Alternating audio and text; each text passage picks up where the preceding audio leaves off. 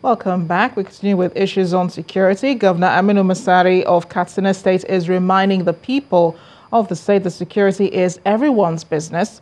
He asked the people of Kasai village to collaborate with the government by helping the security agencies identify bandits in their community. He made the request during a condolence and sympathy visit to the people of Batsari local government area, where a senior military officer and 6 other civilians were killed by bandits. Batsari is one of the local governments in Katsina State, sharing borders with the famous Urugu Forest of Zamfara and the burning Gwari Forest of Kaduna State, where criminals have their haven from where they carry out their nefarious acts. Saturday, February the 16th is a day that will always be remembered by the residents of Kasai village. It was the day over 100 armed bandits attacked the military personnel stationed in the village, burnt down their operational Hilux vehicle, and killed 6 civilians in their homes. One of the victims survived and has this to say. One of the bandits met me inside the bedroom and asked me to come out. I refused to obey his order. He then attempted to shoot me after I hid behind the door. I then lied down as he shot me on top of my head and then passed. He equally expended additional 3 ammunition on me. Governor Aminu Masari of Katsina State is amongst the sympathizers. He leads dignitaries, including the State's Commissioner of Police and a top brass from the Nigerian Army, on a condolence visit to the victims. You people should keep vigil.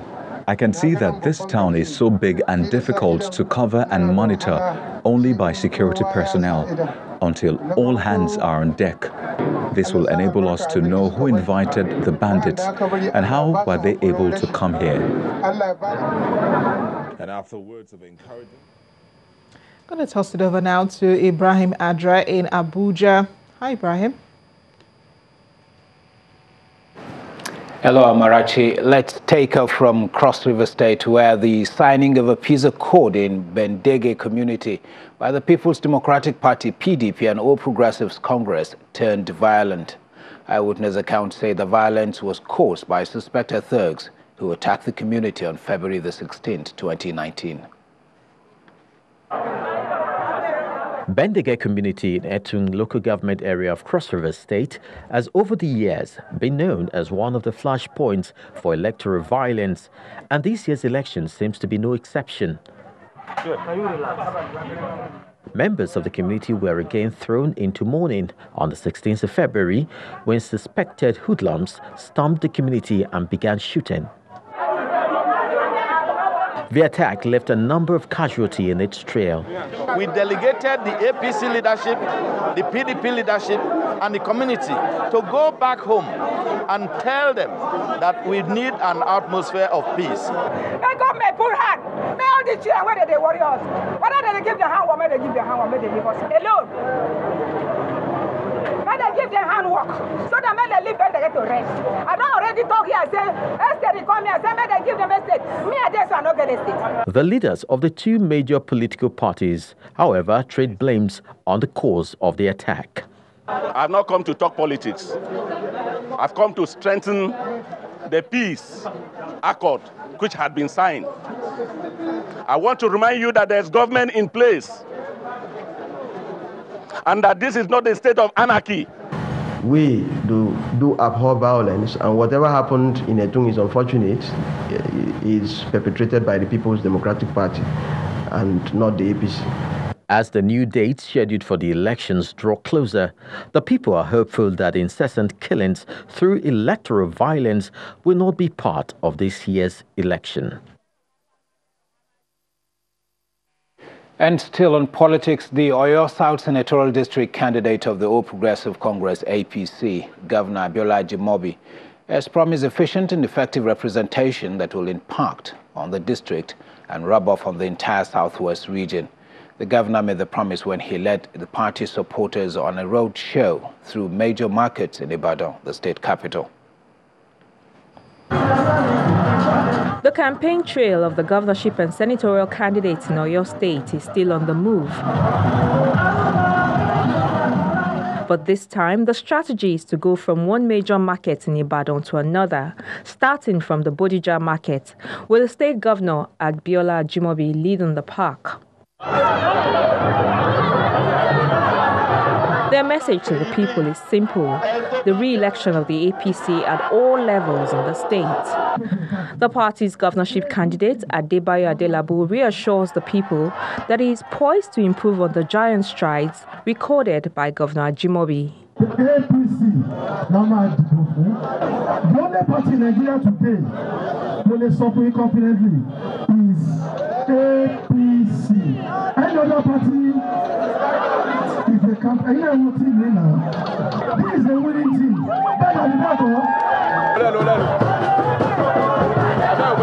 The campaign runs through the day till late in the evening, with the team moving to Isenya and Okiogun, where they meet with traditional rulers to seek their support.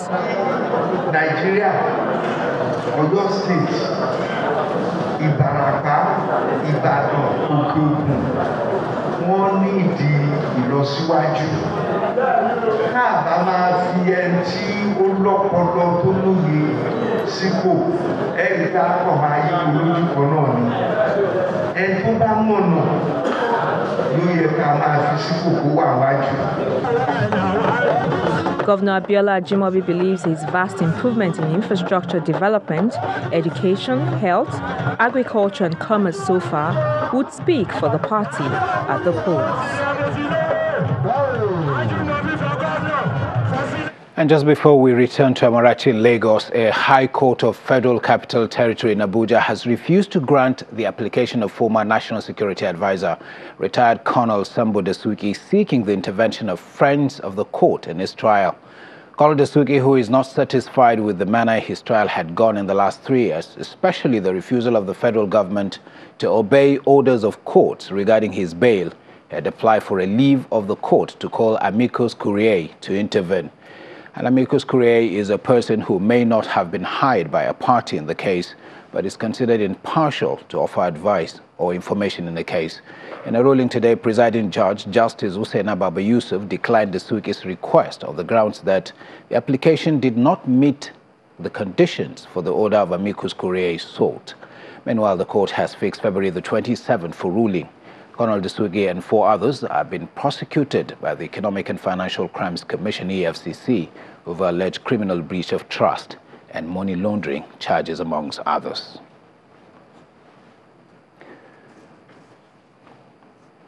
Time now to rejoin Amarachi in Lagos for more on the news at 10.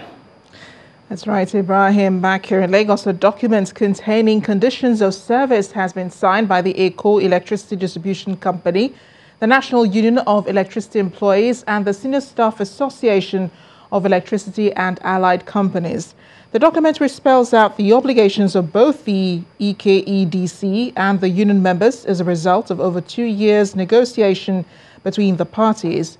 The Managing Director of Eco Electricity Distribution Company, Mr. Adeoye Fadebiyibi, says members of staff remain EKEDC's #1 asset as both work together for the good of their customers. A friendly atmosphere. It's a journey that started in 2016 between Eco Electricity Distribution Company, the National Union of Electricity Employees, and the Senior Staff Association of Electricity and Allied Companies. Creating a document which captures the conditions of service has been topsy-turvy, but it all ends well for all the parties. As a value-driven organization that has meritocracy, as you know, we're glad that we were all able to agree to move forward on those standards that are really global standards that we hold ourselves to. So again, for doing that, I say thank you for making this a performance-based environment. Thank you. I equally thank the MD for his timely intervention in few occasions when this could have deteriorated.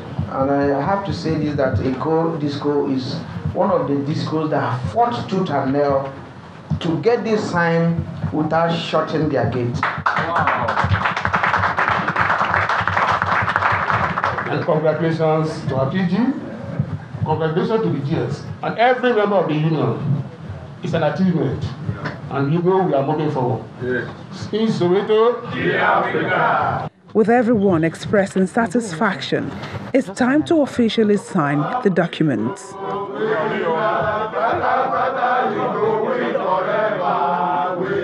For the managing director of Eko Electricity Distribution Company, Mr. Adeoye Fadeyibi, it's all about a common goal. Our people are our number one asset. Let's be very clear about that. Both union, non-union, anybody that is here to deliver performance is our number one asset. I think I would say that our common goal is our customer. Our customer wants 24/7 power, and they want 24/7 power. They want it uninterrupted. If you can focus on understanding that is the goal, then the rest is everything else that doesn't contribute to that is a distraction. Eko Electricity Distribution Company is responsible for the electricity distribution in the southern part of Lagos State and Agbara in Ogun State.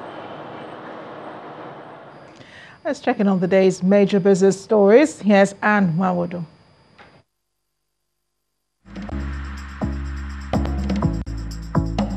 You First. First Bank.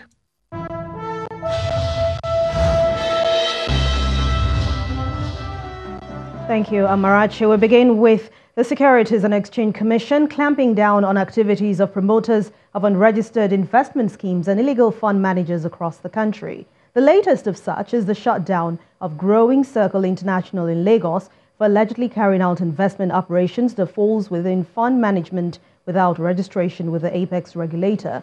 In response to investors' complaints, however, the Commission has now decided to freeze the company's accounts and hand over the promoters to the Nigerian police for interrogation. The capital markets regulator advises the investing public to deal with only licensed operators listed on its website. Transnational Corporation of Nigeria, Transcorp, has released its full-year earnings results for the year 2018. It shows a strong financial performance, and that's when you compare it to the previous year. According to the company's financial statement, which was released at the stock exchange, total revenue increased by 29.74% year-on-year to 104.16 billion naira, while the gross profit climbed by 32.47% to end at 48.25 billion naira. The company's pre-tax profit rose by 82.05% to 22.4 billion naira, while the profit after tax jumped by 94.4% to 20.62 billion naira. Transcorp's board has now declared a final dividend of 0.03 kobo per share for all its stakeholders.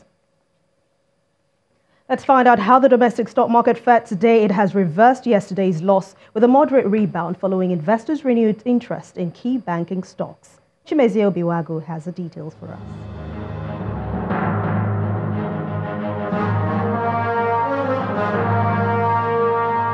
Thank you, Anne. I'm glad you could join us on Stock Market Report. It looks like the anxiety that trailed the election postponement has subsided in the equities market, and attention is now focused on earnings. The market opened negative, but just before midday, when Zenith Bank released its full year 2018 results, declaring a dividend of 2.50 kobo, the narrative changed. Now look at the sectors. The banks, particularly Zenith and GT Bank, regained most of the Monday losses to push the banking index up by almost 3%. Next was the oil and gas.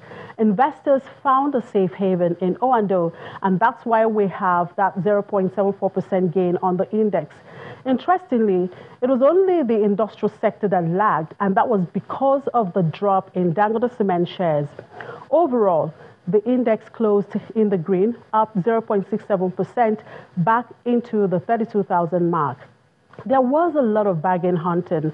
As a result, total transaction value came in at 4.08 billion naira, and volume exchange was over 352 million shares. While cautious trading is expected to continue, traders say earnings are likely to drive sentiment these few days before the Saturday election. We can only hope for the best. And that was the Stock Market Report.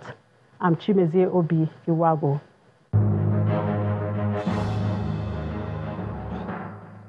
Thanks a lot, Chimezie. We'll definitely hope for the best. But outside our shores, U.S. stocks have closed today's session over 1 hour ago in positive territory following reports that President Donald Trump may extend the March 1 deadline for key trade negotiations. Meanwhile, profit-taking hit stock markets across Africa, while Brexit's uncertainties continue its toll on European bourses. That's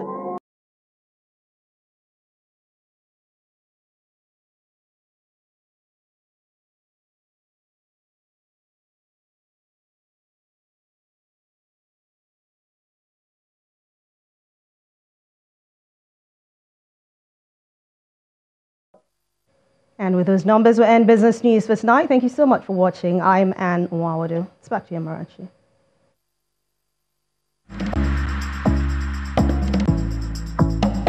You First. First Bank. Still ahead on the news at 10, and coming from our London bureau is Around the World in 5 minutes. Stay with us.